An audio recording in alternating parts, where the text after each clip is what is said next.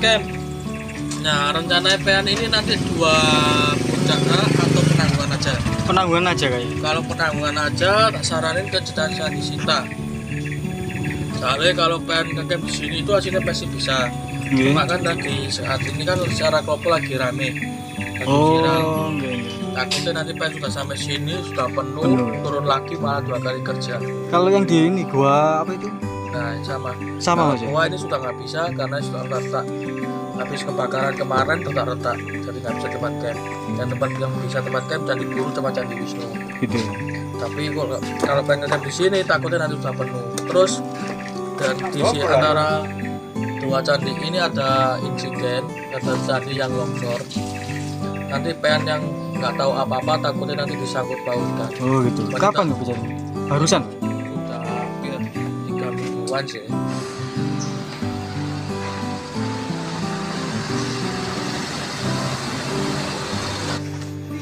Oke, ini pukul 10 kira 14. Kita sudah sampai di base campnya Jawa Dundo. Ini rencana kita mau ngecamp di sini. Rencana apa sih, kita pengen di Candi Botol. Cuman ini kan karena ada insiden kebakaran, terus ada Candi Wisnu dan Candi Guru yang katanya longsor ini. Ya kurang tahu. Ambil dulu. Sing habis susu di kopi. Enggak,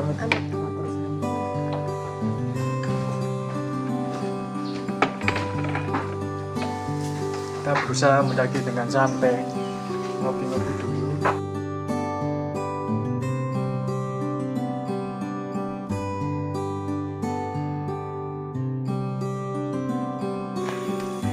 Nggih, mboten jarene Candi Guru napa Candi Wisnu nggih, sing napa lengser.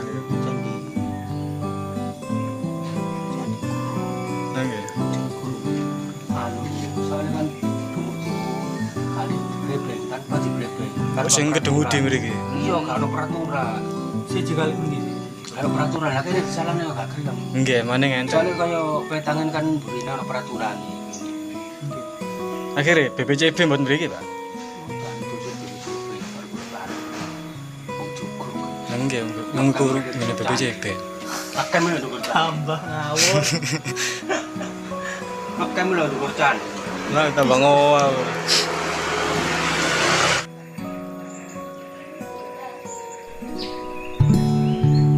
Awalnya aku hanya ingin mendaki seorang diri saja, seperti kebiasaanku sebelumnya. Tapi ternyata ada satu orang kawan yang juga ingin ikut serta. Kawan yang sejak dulu memang berpetualang bersama. Aku orang yang menganggap mendaki itu seperti hal yang tidak mudah sebenarnya. Penuh dengan situasi tak terduga dan lelah itu pasti. Dan ketika manusia berada di titik lelahnya, tak jarang mereka akan mengeluarkan sifat aslinya. Karena beberapa alasan itu, ketimbang aku harus memberi makan ego orang lain, aku terkadang memilih untuk berjalan sendiri di tengah rimba. Ataupun ketika harus ditemani, aku harus benar-benar tahu bahwa dia adalah orang yang dekat denganku. Terkesan pilih-pilih memang, tapi dalam hidup, ketika engkau sudah menemukan tujuan, hal-hal yang membuatmu berat untuk mencapainya memang harus ditanggalkan.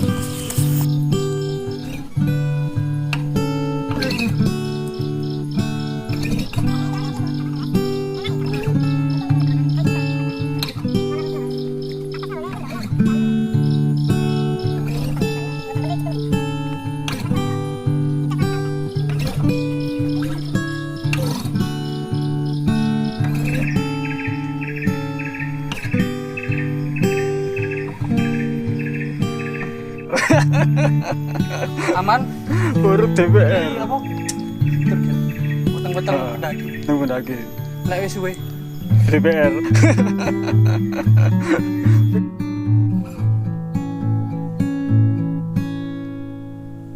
Urip iki fleksibel.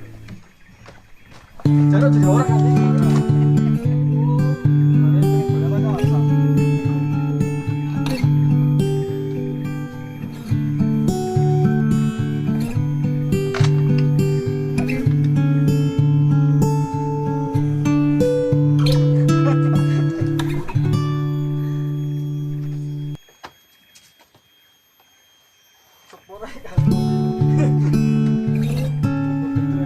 Gunung Penanggungan punya beberapa jalur, diantaranya yang paling terkenal adalah Via Tamiajeng. Jalur yang paling terkenal di mana pertama kali aku mencapai puncaknya antara tahun 2016 atau 2017 silam. Lalu ada jalur Kedungudi yang sejalur dengan puncak Saraklopo yang sedang tren di kalangan anak muda. Ada juga jalur Via Kunjorosi, lalu Via Genting, dan yang sedang aku jajaki ini adalah Via Jolotundo, jalur yang dekat dengan petirtaan kuno Jolotundo, yang mana airnya dinobatkan sebagai air dengan kandungan terbaik kedua di dunia. Jalur pendakian Via Jolotundo ini cukup menantang sebenarnya, melewati hutan yang vegetasinya masih cukup rapat, tapi tenang saja, jalur masih terlihat dengan jelas. Kami juga sempat bertemu mas-mas dari base camp yang sedang sibuk membawa cangkul untuk memperbaiki jalur. Beberapa juga membangun pos baru untuk istirahat. Salutku untuk mereka. Dan satu lagi yang paling terkenal dari jalur ini adalah cerita horornya. Tapi aku sama sekali tak menemukan itu di sini. Yang ada hanya kehangatan, canda tawa, dan perenungan-perenungan tentang bagaimana bisa leluhurku dahulu dengan alat yang tak semodern sekarang mampu mengembara dan membangun candi di lereng-lereng gunung tanpa tersesat. Ada motor anjing. Aku sing baik. Ya, Kontennya Bo. apa? Pikiranmu bodoh. Ayo.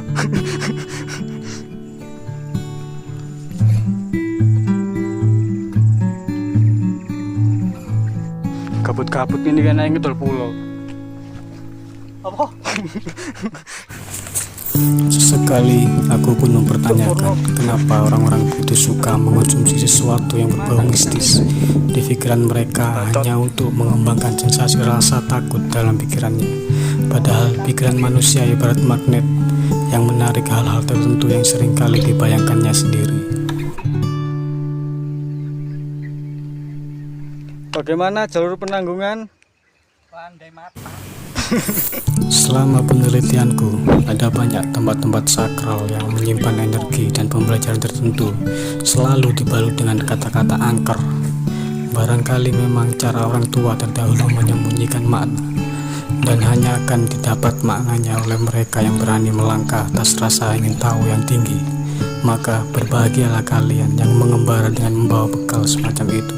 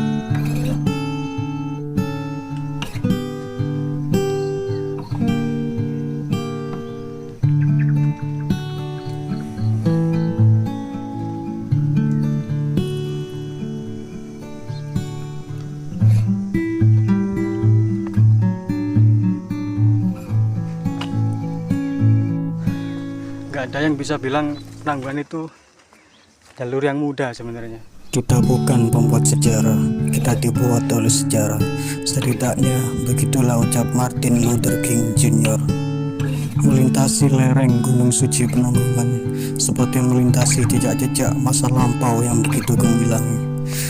Dalam kitab Kakawin Kertanegara Gama, Empu Prapanca menyebut Penanggungan sebagai satu dari 7 karesian atau tempat suci para resi dan pertapa. Dalam tantu panggelaran pun dengan sangat detail berhasil memetakan Kadewa Guruan, yaitu tempat pendidikan yang berada di lereng Penanggungan, yang jejaknya bisa kita temukan sampai sekarang sebagai candi yang punya struktur punden berundak.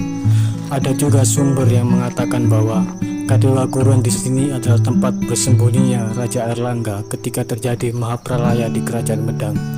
Beliau di bawah lindungan para resi hingga tiba saatnya turun gunung dan dinobatkan menjadi Raja Jawa waktu itu.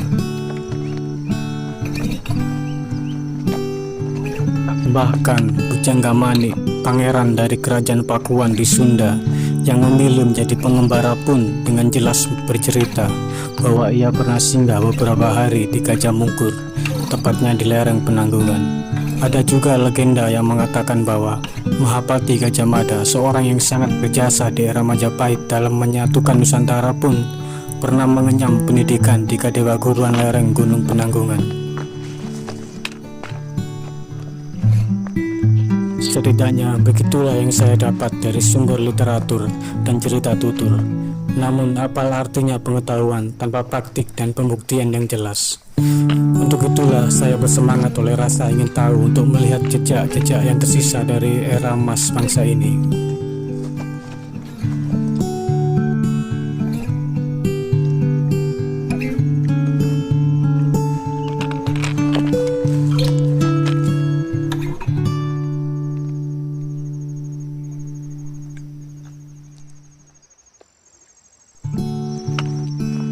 Sekali lagi, untuk percaya bahwa alam adalah guru sejati dan kembali memulihkan orang-orang luhur terdahulu yang menjadi akar bangsa kita yang telah tercerahkan dan lebih tahu jalan pulang.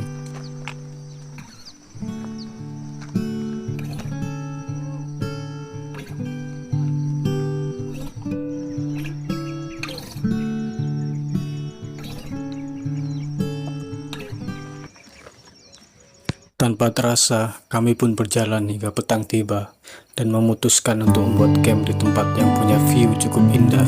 Sejenak mengistirahatkan mesin, mengisi ulang energi untuk melanjutkan summit ke puncak esok hari. Malam itu cukup indah, cuaca begitu cerah dengan hamparan bintang-bintang yang terlihat jelas, membuat kami sulit tidur karena ingin terus berada di luar dan menatap bintang-bintang.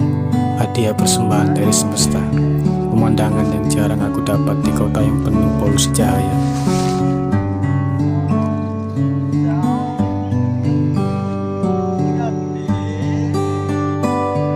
Aku terbangun karena suara ocehan-ocehan konyol kawanku.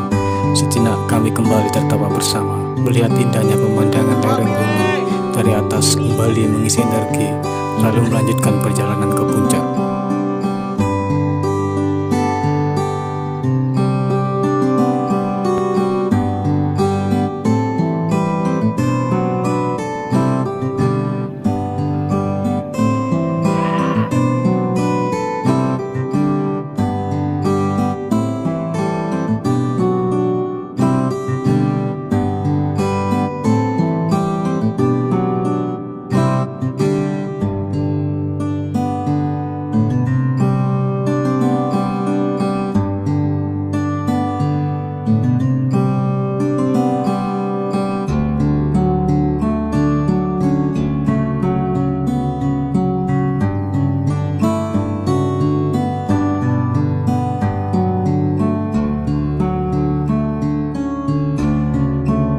Sepanjang perjalanan, jalur diselimuti kabut tipis yang membuat perjalanan semakin sendu. Tapi tak lama kemudian, kabut menghilang, tepat ketika kami mendapati jalur yang begitu curam. Jalur ekstrim yang cukup menantang, dengan beberapa di antaranya memiliki kemiringan hingga 90 derajat, mengharuskan kami untuk memanjat. Di sini, perhitungan dalam mengambil langkah sangat dibutuhkan, karena salah pijakan sedikit saja fatal akibatnya. Penanggungan via Jawa Tunda. Sepanjang jalur pun Pemula, bosku. dipenuhi oleh bebatuan cadas.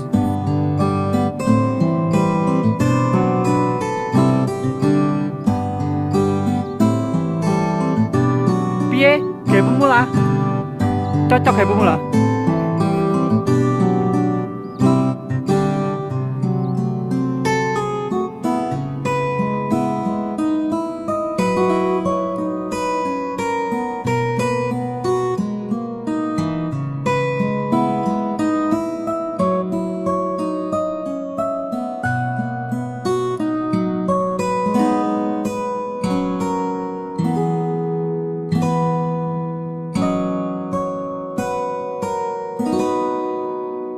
Puncak gunung dan pemandangan alam yang menakjubkan hanyalah bonus bagi mereka yang mengembara karena dibimbing kebahagiaan akan rasa ingin tahu untuk naik ke level pengetahuan selanjutnya.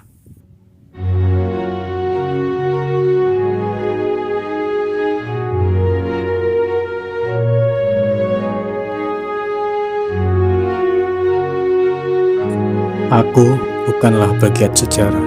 Aku juga bukan seorang pendaki ulung, seperti kebanyakan yang telah sampai di puncak-puncak tertinggi. Aku hanya orang biasa yang mencintai alam dan segala budayanya, yang hanya berbekal rasa ingin tahu untuk terus melanjutkan pembelajaran dalam hidup. Sebab katanya, hidup yang tidak dipertanyakan adalah hidup yang tidak berguna. Maka, mungkin hanya itulah satu-satunya harapan yang aku punya, untuk terus melanjutkan petualangan dan terus belajar.